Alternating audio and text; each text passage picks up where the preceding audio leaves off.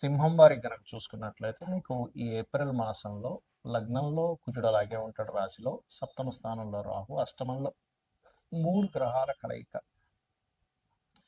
అలాగే భాగ్యస్థానంలో శుక్రుడు, లాభంలో గురువు ఉన్నాడు. ఈ యొక్క గ్రహస్థితిని అనుసరించి మీకు ఎలా ఉండబోతుంది, ఏ దేవత ఆరాధన చేసుకోవాలి, ఎటువంటి విషయాల పట్ల మీకు జాగ్రత్తగా ఉండాలి అనేటువంటి అంశాలు చెప్తుంది. నేనైనప్పటికీ చెప్పిస్తుంది సాక్షాత్ లలిత అమ్మవారిగా భావిస్తూ, ఆ లలితాంబిక అమ్మవారి యొక్క అనుగ్రహం మీకు పరిపూర్ణంగా కలగాలని మనస్ఫూర్తిగా కోరుకుంటూ, ప్రధానంగా ఇక్కడ గమనించుకున్నట్లయితే రాశిలో ఎప్పుడైతే కేతు ఉన్నాడో, అష్టమంలో శని, అష్టమ శని నడుస్తుందో, ఈ రవి కుజుడు క్లోజ్ కంజంక్షన్లో శనితో ఉన్నందుకు అష్టమ శని యొక్క ప్రభావం తగ్గిపోతుంది. ఎలా అంటే ఇప్పుడు చూడండి, బాగా చలింది, ఒక హీటర్ పెట్టుకున్నాం ఇంట్లో, లేకపోతే ఒక మంట వేసుకున్నాం, ఏమవుతుంది, ఆ ఫైర్ ఎనర్జీ వల్ల కోల్డ్ ఎనర్జీ ఎలా తగ్గిపోతుందో శని యొక్క ఎనర్జీ ఈ రవి మరియు కుజుడు యొక్క ఎనర్జీస్ వల్ల తగ్గుతుంది. కాబట్టి అష్టమ శని ప్రభావం తగ్గనుంది మీకు. ఇది గుర్తు. అష్టమ శని ప్రభావం తగ్గుతాయి ఏంటి అంటే ఆకస్మికంగా కొన్ని అవ్వాల్సినవి సడన్గా అవ్వాల్సిన లేట్ అవ్వడం, లేకపోతే కొన్ని నిందలు పడడం, ఇట్లాంటివి తగ్గుతాయి. కాకపోతే ఇక్కడ ఆకస్మిక సంఘటనల విషయంలో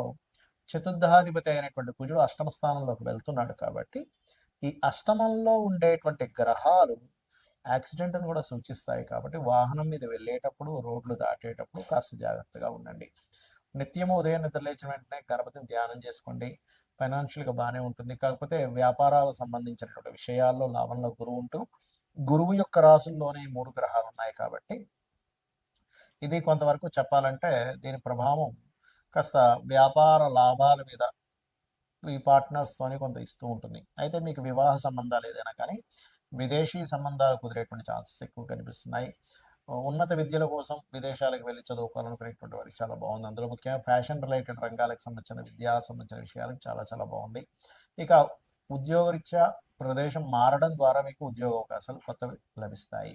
ఇక మీరు నిత్యము కాలభైరవుడి యొక్క ఆరాధన, దక్షిణామూర్తి యొక్క ఆరాధన చేయండి, అన్ని విధాలు బాగుంటుంది. మరి ఈ మనం చూస్తూ ఉన్నాం గతంలో ఒక 5-6 నెలల క్రితమే ఈ వార్ రిలేటెడ్, పోయిన సంవత్సరం చెప్పుకున్నాం ఈ వార్ రిలేటెడ్ సంబంధించిన పెరుగుతూ ఉంటాయని. చాలా మంది అడుగుతుంది ఏంటంటే ఈ వార్ రిలేటెడ్ సంబంధించిన వాటి మూలంగా ఫ్యూచర్లో ఇంకా ఎలా అవ్వనుంది అని చాలా మంది నాకు ఫోన్ చేసి అడుగుతూ ఉన్నారు. ఎందుకంటే గతంలో మనం ప్రిడిక్ట్ చేశాం కాబట్టి దాని గురించి చాలా మంది అడగడం జరుగుతుంది. ఏమంటే ఈ వారు 10-15 రోజులు ఆగిపోతుందా, లేకపోతే నెలల తరబడి వెళ్తుందా అనేటువంటిది. కాకపోతే ఇక్కడ విషయం ఏంటంటే ఇది ఇంత తొందరగా ఆగదు. కారణం ఏమిటి, దీనికి శాస్త్రంలో ఏమైనా పర్టికులర్గా కొన్ని ఉన్నాయా అంటే ఖచ్చితంగా సూత్రాలు ఉన్నాయి శాస్త్రంలో. మనం గతంలో కూడా చెప్పుకున్నాం, గురువు 3 రాసులు మారాడు పోయిన సంవత్సరం కూడా, ఈ సంవత్సరం కూడా మారుతున్నాడు అని. ఏ రాసులు మారాడు పోయిన సంవత్సరం అంటే వృషభంలోని, మిథునంలోని, కర్కాటకంలోకి మారాడు. అందుకే యుద్ధ సంబంధించింది ప్రారంభమైంది, ఇంకా మనకి ఉగాది కొత్త సంవత్సరం రాకముందే. అదేవిధంగా అప్పుడు మనం చెప్పుకున్నాం గోల్డ్ రేటు, ముఖ్యంగా సిల్వర్ రేటు విపరీతంగా పెరుగుతుందని. అదే రకంగా మనకి వీడియోలు కూడా ఉన్నాయి. అండ్ పీఠాధిపతులు గొడవలు పెట్టుకోవడం, ఇవన్నీ కారణం అది. అయితే ఈ సంవత్సరం కూడా కర్కాటకంలో మనకి మిథునంలో ఉండేటువంటి గురువు కర్కాటకంలోకి, సింహంలోకి మారుతున్నాడు. గతంలో ఏం జరిగింది, వృషభంలో ఉండే గురువు మిథునంలోకి వచ్చి కర్కాటకంలోకి వచ్చి మళ్ళీ వెనక్కి వచ్చాడు. సో ఎప్పుడైనా సరే 3 రాసులు మారేటప్పుడు అది జన నష్టాన్ని, అందులో ముఖ్యంగా యుద్ధపరంగా విపరీతమైనటువంటి జన నష్టాన్ని కలిగిస్తుంది.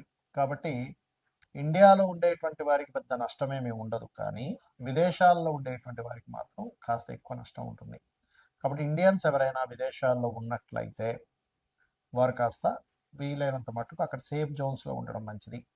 ఇప్పుడు Saudi countries, Dubai countries, America పర్టికులర్గా, ఎందుకంటే ఇది న్యూక్లియర్ సంబంధించిన దాడులు. అంటే మనకి చూడండి, మనకి హీరోషిమా నాగసాకి మీద వేశారు అప్పుడు ఒకసారి. దానివల్ల ఏంటి, కొన్ని కోట్ల మంది, కొన్ని లక్షల మంది చనిపోయారు.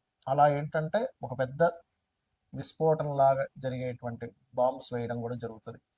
ఒక దేశం అయితే కంప్లీట్గా, 1-2 దేశాలు కంప్లీట్గా రూపాలు లేకుండా పోయేటువంటి స్థితి ఉంది ఇప్పుడు ఉండేటువంటి గ్రహస్థితి. ఇవన్నీ మనం ఎందుకు చెప్పుకుంటున్నాం అంటే, ముందు సామాన్య మానవుడికి ఏమీ జరగకూడదు. ఇలా జరగకుండా ఉండాలంటే మనల్ని రక్షించేది, నడిపించేది, మనల్ని తల్లిలా చూసుకునేటువంటిది అమ్మవారు. కాబట్టి రకరకాల దేశాల్లో ఉంటారు. చూడండి, మనం ఒక్కోసారి వింటూ ఉంటాం, ఏమంటే పెద్ద ఫ్లైట్ పడిపోయింది, ఒక చిన్న పిల్లవాడు కాపాడబడ్డాడు అంటాం. ఒక్కోసారి చాలా పెద్ద షిప్ మునిగిపోయిందని, కానీ కొంతమంది ఎందుకు బయటపడ్డారంటే, ఎలా బయటపడ్డారంటే అది మిరాకిల్. మొన్న ఫ్లైట్ కూడా పడిపోతే చూడండి, ఒక అతను ఫ్రెష్గా స్నానం చేసుకొని వచ్చాడు, నడుచుకుంటూ వచ్చేసాడు. ఏంటంటే అంత పెద్ద పేలిపోయింది మంటలు వచ్చాయంటే అదే లక్. ఇది ఒక్కొక్కసారి మనకు పుణ్యము వల్ల వస్తుంది. అంటే మనకి పూర్వజన్మలో ఎక్కడో పుణ్యం ఉంటే ఆ పుణ్యం మనల్ని అలా కాపాడుతుంది. మరి ఇప్పుడు ఉండేటువంటి దీంట్లో మీరు ఏం చేయాలంటే రోజు చండీ వినండి, లేదా దుర్గా కవచం చదువుకోండి. చండీ వినడమైనా, చండీ పారాయణం చేయడమైనా, లేదా చండీ హోమాలు చేసుకోవడమైనా ఇంట్లో చేసుకోండి. దానివల్ల ఏమవుతుందంటే మీరు రక్షింపబడతారు. దేశాలు కొట్టుకోవడం వల్ల సామాన్య మానవుడు ఇబ్బంది పడకూడదు కాబట్టి ఇది ఎలాంటి రక్షణ ఇస్తుంది? ఇప్పుడు మనకు చూడండి, కేవలం అదేదో బాంబు వచ్చి మన మీద పడేటువంటిది మాత్రమే కాకుండా ఇప్పుడు ఉండేటువంటి సిచ్యువేషన్స్లో మనం గతంలో 1 మంత్ బ్యాక్ ఆల్రెడీ చెప్పుకున్నాం, కొంచెం ఫుడ్ రిలేటెడ్ సంబంధించిన విషయం మీద ఎఫెక్ట్ వస్తుంది ఇది ముందు అని. అదే రకంగా చూసుకుంటే గ్యాస్ సరిగ్గా అందకపోవడం. ఇప్పుడు నార్మల్గా ఎవరైతే వీళ్ళు కమర్షియల్ కాకుండా నాన్ కమర్షియల్ వాళ్ళకి వచ్చేస్తున్నాయి గ్యాసెస్, కానీ కమర్షియల్ వాళ్ళకి రావట్లే. తద్వారా హాస్టల్స్లో ఉండేటువంటి వారు, లేకపోతే హోటల్స్లో తినేటువంటి వారు, ప్రత్యేకంగా వాళ్ళు వండుకోరు, హోటల్నే ఆధారపడి ఉంటారు.